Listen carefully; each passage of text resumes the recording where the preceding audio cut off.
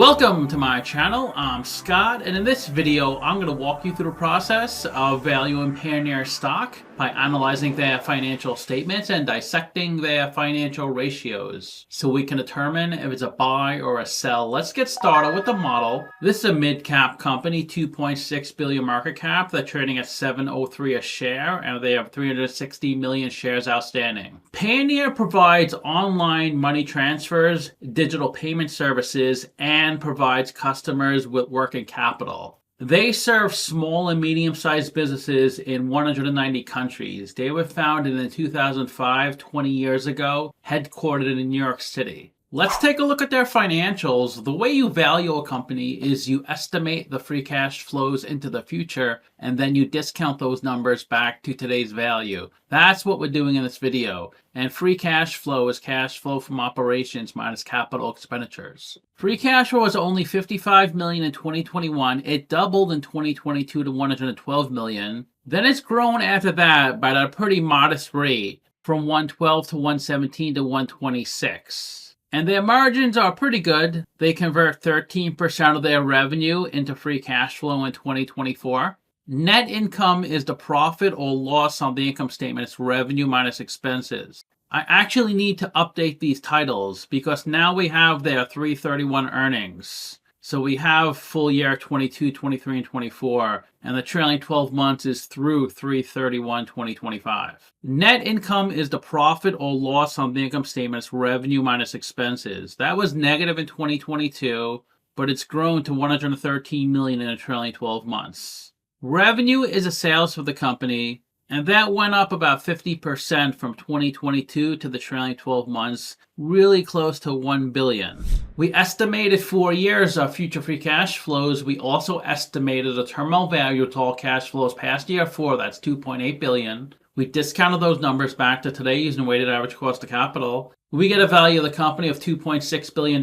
We divide that by 364 million shares. And we get a calculated stock price of $7.03. They're trading at $7.03, so they're trading at intrinsic value. My calculation is exactly where they're trading at. If you bring out the decimal points, you can see it's not exact. I'll bring it out 1 decimal point. It's still the same number, 7.030. Let's bring it out another decimal point. And there you go. My calculated stock price is 7.0303. So that's really a big coincidence. It's very rare that my calculated stock price is identical to where it's trading at. There are 100 companies in the same industry as Payoneer, and if they have a number in red, they're worse than the median. If they have a number in blue, they're better.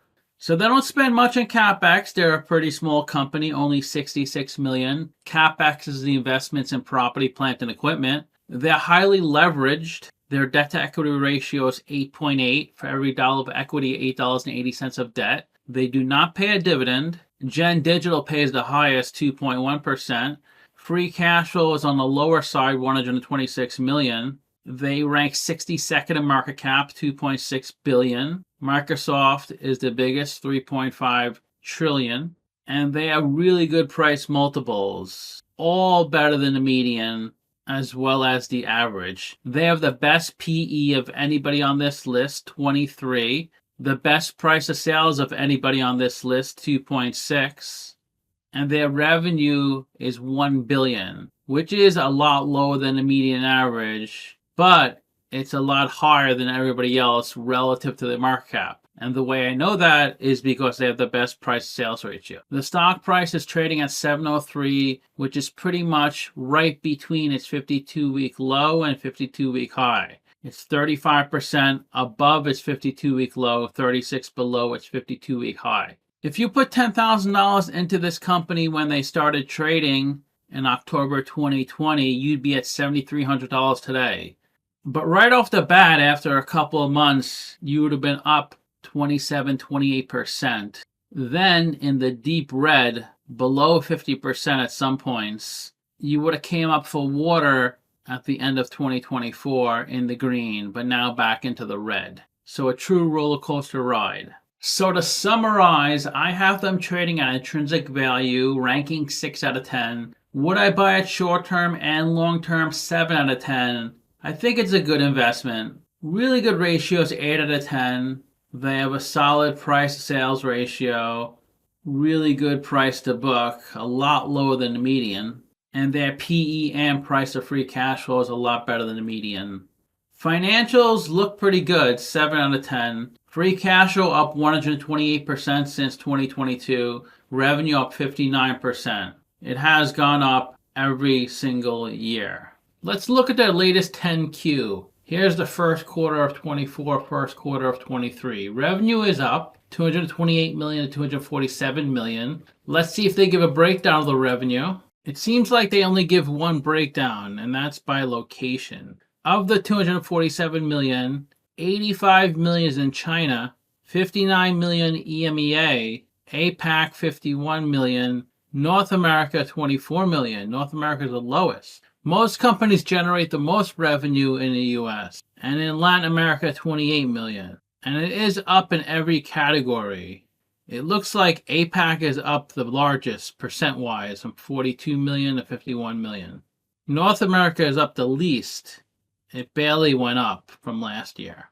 And their US revenue is 22.6 million. They actually had 23.6 million, so that means a million probably in Canada, possibly Mexico. Let's look at this income statement. It gives percentages. Revenue up 8% from last year. Transaction costs, that's like cost of revenue, up 16%, 39 million. Other operating expenses, 42 million. And if you scroll down to the next page, you do get more information. Revenue 247 million, an increase of 18 million or 8%. The increase was from SMB revenue, small and medium-sized businesses, including 14 million from business-to-business SMBs, 8 million from SMBs that sell on marketplaces, and 3.5 billion SMBs direct to customer. The increase in revenue was offset by a decrease of 7.3 million in interest income. So it looks like they invest some of the money they receive and earn interest. The reason the interest income went down was lower interest rates, despite an increase in customer balances. And they talk about transaction costs was 39 million, an increase of 16%. That's driven by an increase of 4.3 million in bank and processor fees, 1.4 million in card network fees. That's why we all got to get on crypto so we can avoid all these fees. The increase in transaction costs outpaced the increase in total volume, and that's due to a shift of products with a higher cost per transaction. R&D went up 16% to 37 million. Sales and marketing up 10% to 55 million. And G&A 29 million, up 24%.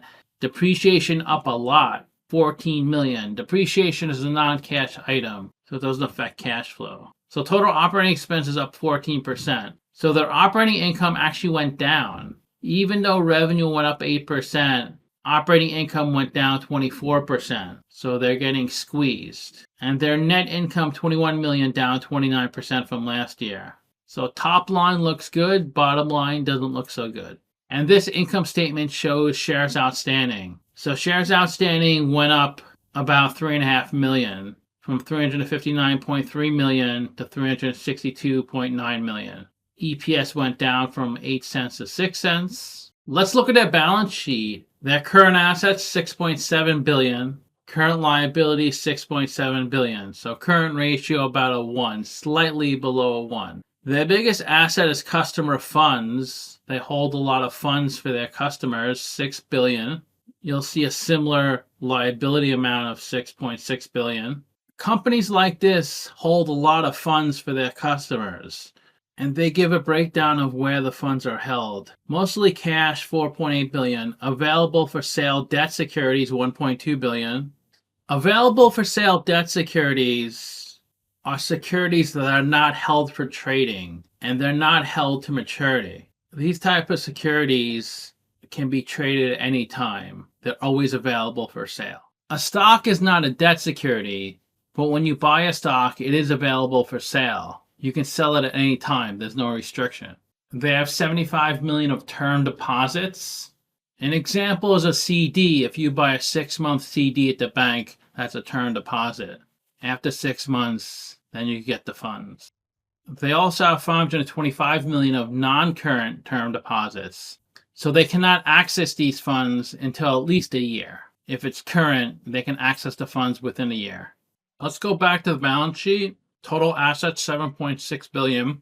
Most of that is customer funds, $6.1 billion in current, $500 million in non-current. And you can see the liability is the same amount or similar amount. It's more of a timing thing. The total liability is $6.8 billion. Doesn't look like they have much debt, which is good. Assets minus liabilities equals equity, $750 million. They bought back $210 million of their own stock. Additional paid-in capital is how much money they raised from selling stock, $830 million. Retained earnings is how profitable they are as a company, $126 million. That's the sum of all their prior net incomes. If you want to track cash, look at the statement of cash flows. The first section is operating cash flow. They generated $54 million of cash. Last year was $40 million. In the investing section, they had a cash outflow of $48 million, a lot more than last year.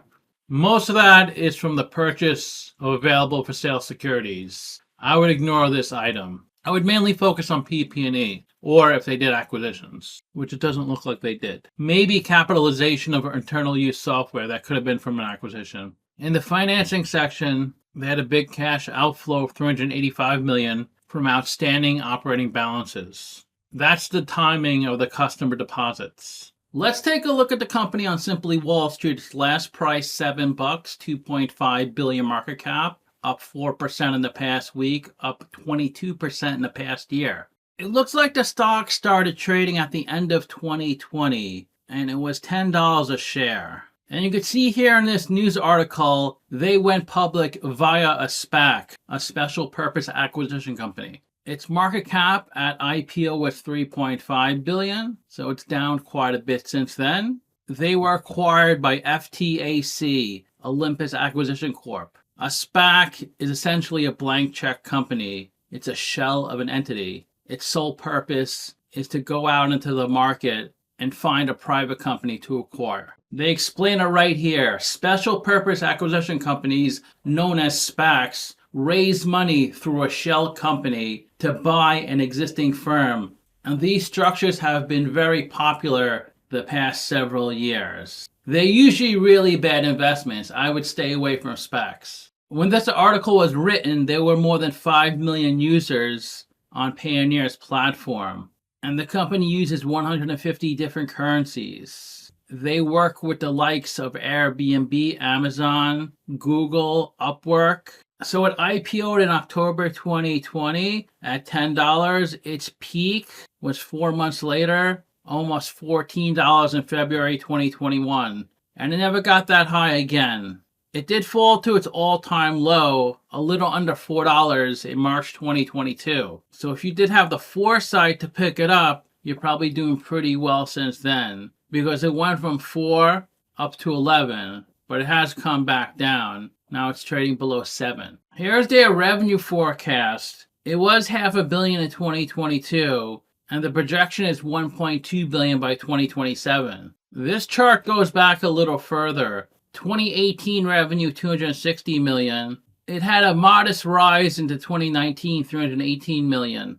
Then 2020, another modest rise to $346 million. Up about 50% to $470 million in 2021. Again, up about 50% into 2022, $627 million. 2023, $830 million, and almost $1 billion in the trailing 12 months. The CEO's salary went from $300K up to $500,000. Total compensation, $10 million. Tenure as CEO, 2.3 years. Only one insider trade in the past year. 7.5 million shares sold by TCMI. About 3/4 of the company is owned by institutions, 16% by VC and private equity firms, 4% by the general public, and 2% by insiders. BlackRock is the biggest shareholder at 10%, then TCMI. Millennium Management at 2%. The New York City hedge fund J. Goldman owns 1%.